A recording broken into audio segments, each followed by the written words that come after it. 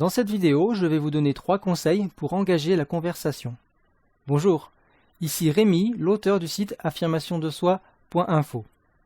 Si je traite de cette question aujourd'hui, comment engager la conversation, c'est parce que, comme vous le savez, on est parfois, ou même souvent, amené à passer quelques heures ou quelques minutes à côté d'une personne, qu'on ne connaît pas forcément d'ailleurs, et il arrive qu'on se sente gêné par le silence entre cette personne et soi-même. Alors bien sûr, ce n'est pas le cas pour tout le monde, mais certaines personnes se sentent gênées par ce silence entre cette personne et soi-même.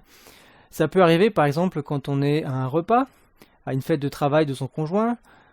Ça peut arriver quand on est dans le train ou dans un avion. Souvent on se retrouve assis à côté de quelqu'un qu'on ne connaît pas du tout, et avec lequel on passe plusieurs heures côte à côte, des fois sans parler.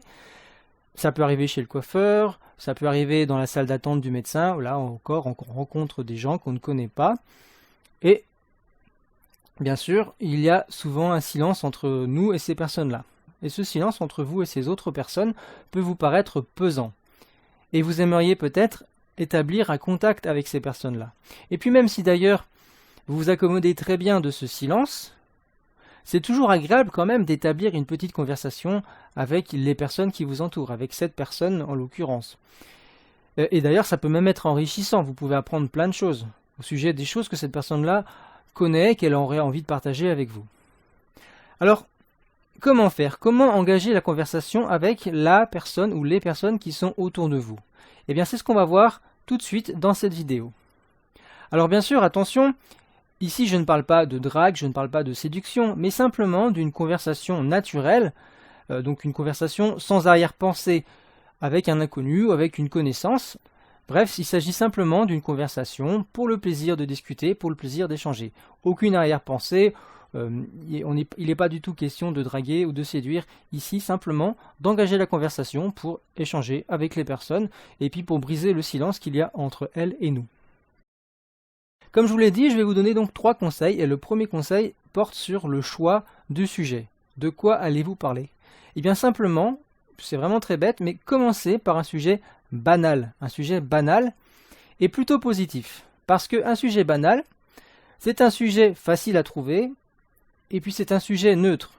En choisissant un sujet banal, eh bien vous n'allez pas risquer de déranger votre interlocuteur justement par le sujet que vous auriez choisi. Et vous ne parlerez pas non plus, grâce à ce sujet, parce qu'il est banal, vous ne parlerez pas non plus de choses qui seraient trop personnelles à votre sujet, en l'occurrence. Pour trouver ce sujet banal, vous avez 3 possibilités, je vous en donne 3 en tout cas. Déjà, vous pouvez choisir un sujet général, donc les sujets passent partout, comme la pluie et le beau temps, ou, c'est le cas en ce moment, la Coupe du Monde. Vous pouvez aussi choisir un sujet en fonction du contexte. Vous pouvez par exemple parler de ce que vous voyez ou de ce que vous ressentez dans ce moment-là, à ce moment-là. Par exemple, si vous êtes dans le train, il peut s'agir du paysage que vous apercevez derrière la fenêtre du train. Ou si vous êtes dans un bus et qu'il fait chaud, vous pouvez parler simplement de la chaleur. Voilà, des sujets complètement banals, mais qui peuvent vous permettre d'engager la conversation. Et vous pouvez aussi rester, donc toujours en fonction du contexte, dans la thématique qui vous concerne vous et votre interlocuteur. Imaginez que vous soyez en train d'accompagner votre enfant à une compétition de judo, vous êtes assis à côté d'un autre père ou d'une autre mère de famille qui accompagne aussi son enfant, et bien vous pouvez tout simplement parler du judo. Donc le contexte dans lequel vous êtes, c'est le judo, vous parlez du judo. Voilà quelque chose de tout à fait banal dans ce contexte-là. Donc vous pouvez, comme je le disais, parler d'un sujet général, d'un sujet en lien avec le contexte dans lequel vous êtes, et puis vous pouvez simplement poser une question, encore une fois banale, comme par exemple demander un renseignement. Est-ce que vous savez si ce train s'arrête dans telle ville? Voilà une façon toute simple d'engager la conversation. Vous pouvez demander un petit service. Est-ce que vous voulez bien entrouvrir la fenêtre, s'il vous plaît? Ou vous pouvez proposer un service, un petit service. Imaginez que vous soyez en train de vous lever pour aller à la voiture-restaurant, dans le train, et bien vous pouvez proposer simplement à votre voisin de lui rapporter quelque chose. Par exemple, je vais dans la voiture-restaurant, est-ce que vous souhaitez que je vous ramène quelque chose à boire, par exemple? Et si dans le train ou l'avion, votre futur voisin arrive et a du mal à poser ses valises en hauteur, là où on range les valises normalement, eh bien, les valises ou les bagages, simplement vous pouvez proposer votre aide. Est-ce que vous voulez que je vous aide à mettre votre bagage en hauteur? Alors, avertissement, attention, encore une fois, parlez plutôt de vous que de l'autre personne, parce que sinon vous pourriez mettre mal à l'aise votre interlocuteur, ou vous pourriez même carrément l'agacer. Comparez ces trois phrases. Vous allez où? Alors vous voyez, là vous posez une question. Le problème c'est qu'elle est assez intrusive. Vous demandez à un inconnu un renseignement sur lui-même, sur sa destination. Et donc cette curiosité peut être mal perçue.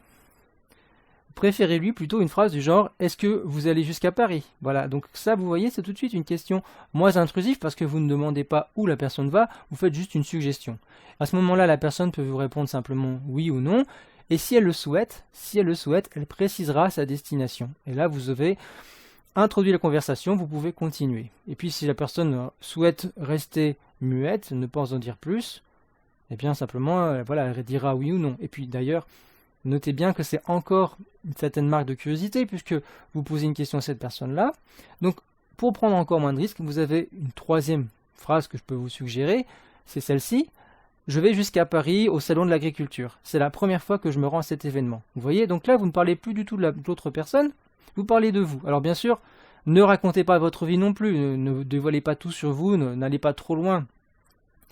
Parce que vous pourriez, encore une fois, mettre votre interlocuteur mal à l'aise. Mais simplement, je vais jusqu'à Paris, au salon de l'agriculture, c'est la première fois. Bon, bah ça, ce sont des informations qui ne sont pas particulièrement personnelles. Ça parle un petit peu de vous dans ce contexte. Donc vous voyez, je vous ai donné trois phrases. L'une qui est assez intrusive, et puis une autre qui l'est beaucoup moins, et la dernière qui l'est encore moins, puisque vous parlez de vous et non plus de la personne. Donc là, vous ne faites plus preuve de curiosité. Donc, je résume.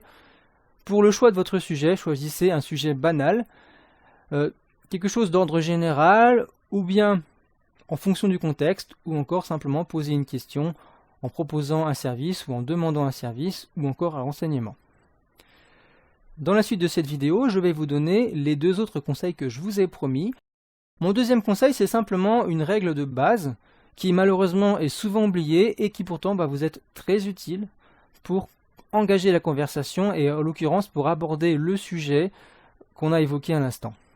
Et ensuite je vais vous donner mon troisième conseil qui lui aussi est très important et beaucoup de gens l'oublient malheureusement. Pourtant ce conseil-là va vraiment vous permettre de briser la glace et de vous faire apprécier de votre interlocuteur.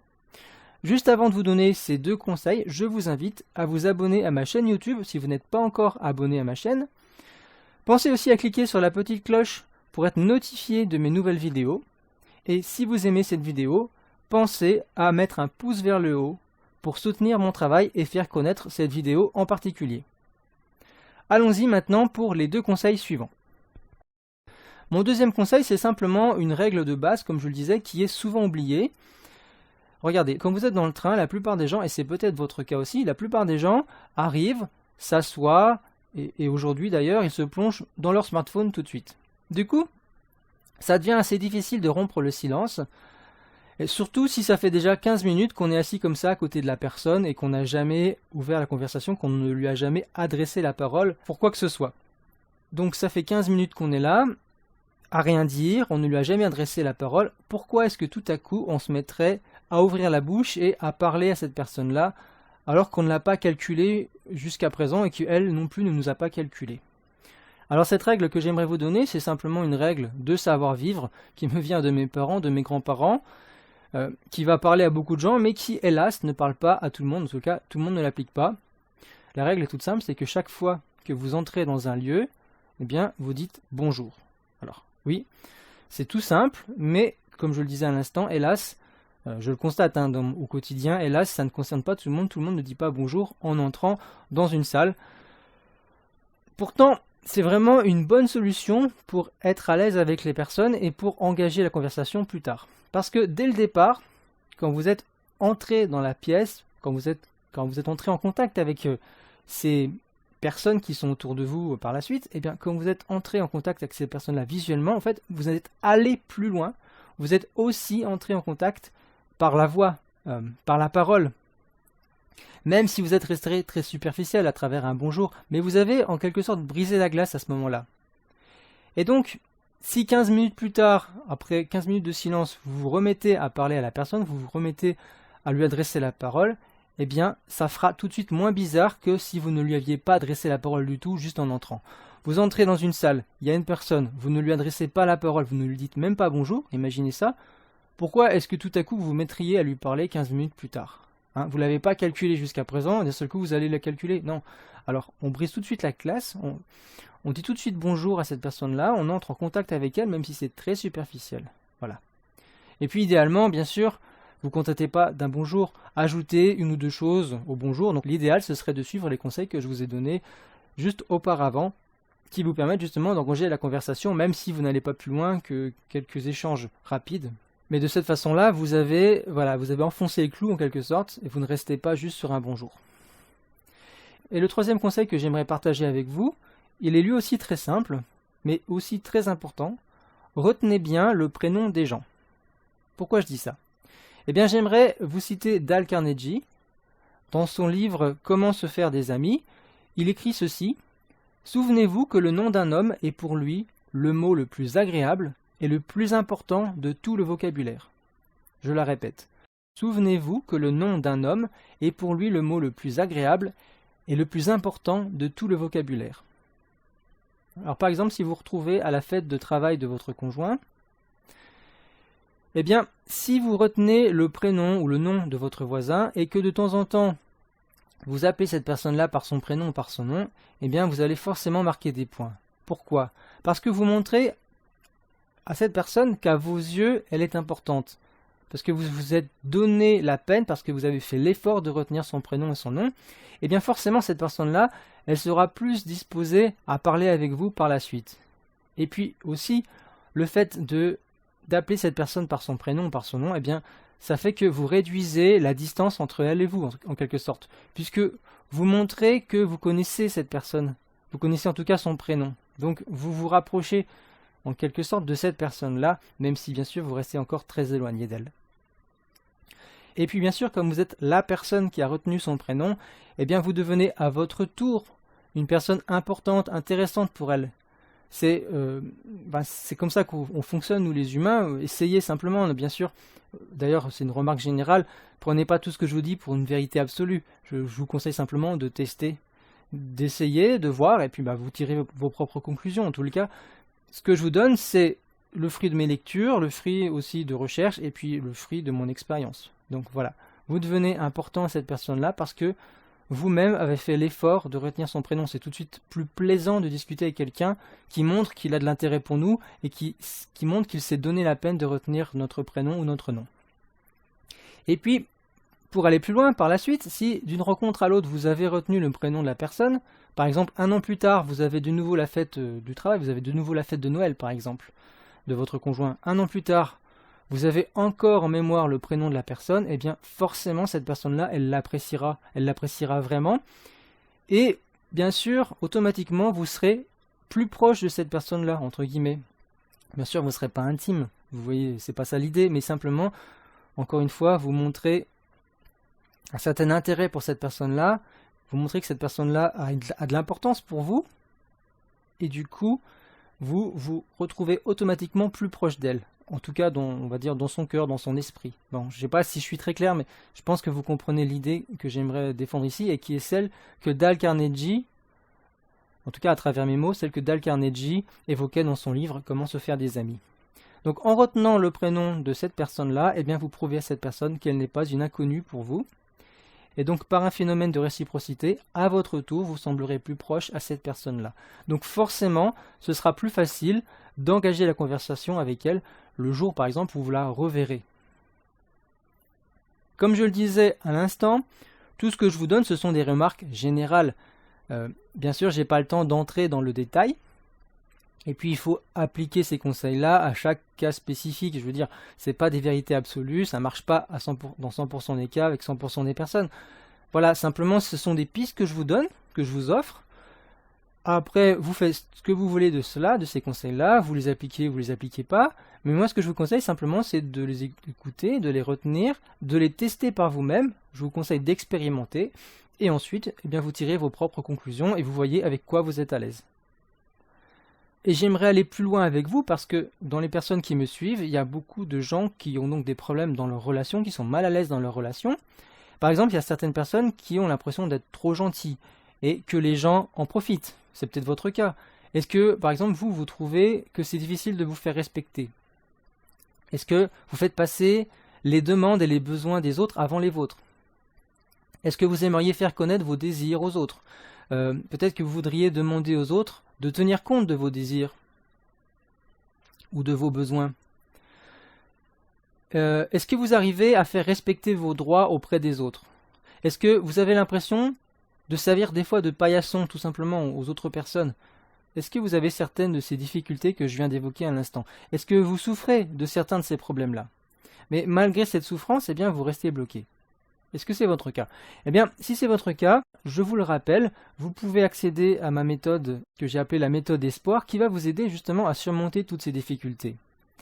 Vous allez trouver sous cette vidéo un lien pour accéder à la description de la méthode espoir qui va donc vous aider dans vos relations à vous affirmer de façon plus générale, mais aussi à avoir confiance en soi, à retrouver de l'estime de soi, donc à faire respecter vos besoins, arrêter d'être le paillasson des autres, arrêter d'être trop gentil. Vous allez voir comment vous faire respecter. Bon, bref, vous avez compris. Donc, je ne vais pas plus loin. La description de la méthode se trouve derrière le lien sous cette vidéo. Donc, si vous êtes sur mon site www.affirmationdesoi.info, vous avez sous la vidéo un lien qui va vous amener sur la description de cette méthode espoir, sur la description de ce programme. Et si vous êtes sur YouTube ou sur une autre plateforme de vidéo, vous allez trouver un lien sur la vidéo directement, et sur YouTube, il faut aller dans la description.